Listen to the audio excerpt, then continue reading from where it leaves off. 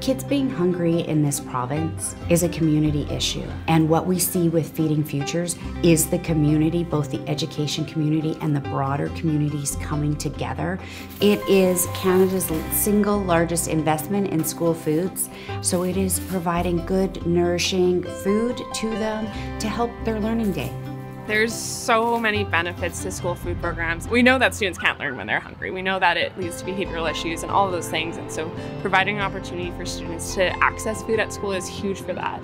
But then there's so many other benefits to that in terms of local economic development, local food system resilience, climate action. So it's such an important aspect of building out that resiliency and making sure that kids are connected to their food system and want to be involved in it. Feeding Futures funding came with the ability for school districts to hire school food coordinators. This provides a lead person in every district, and they're really the backbone of the food delivery for our kids in this province. Food programs aren't just about feeding people that are struggling with food insecurity. It's about normalizing having food in schools and nurturing students from the time that they enter the classroom.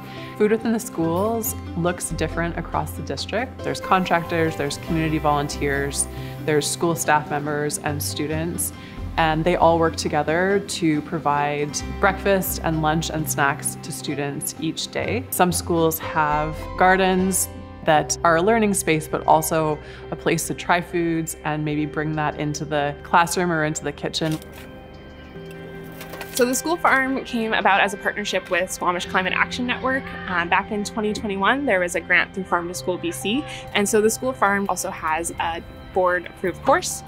So that's where students can take the course and get credits, and they're out on the farm a few days a week. So it's mostly mixed vegetables, and there's also an Indigenous plant garden. So really focusing on incorporating traditional ways of knowing for students that can have that hands-on engagement with their food and also just a different learning style.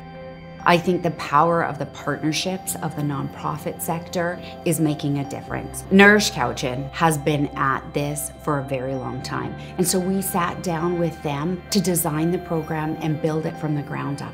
The reason that programs are becoming better is because of the funding, the Feeding Futures. We need to build towards universal food program that every single child in every school has access to. That brings community together. And I think that is the beauty when we put money on that dream and just empowering, inspiring people to do better.